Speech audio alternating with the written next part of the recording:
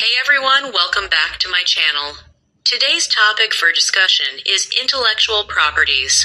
In business, intellectual properties sheltered by law following are the type of intellectual property. Number 1, copyright. Copyright is a type of intellectual property that protects original works of authorship as soon as an author fixes the work in a tangible form of expression. Copyright gives an intellectual work some attributes of private property, allowing the creator to control how the work is used and to make money from it if others are willing to pay for its use. Number 2, trademark.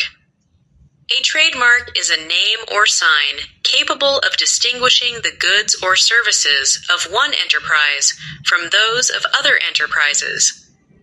Trademarks are protected by intellectual property rights. Number 3, geographical indications. A geographical indication, GI, is a sign used on products that have a specific geographical origin and possess qualities or a reputation that are due to that origin. In order to function as a GI, a sign must identify a product as originating in a given place.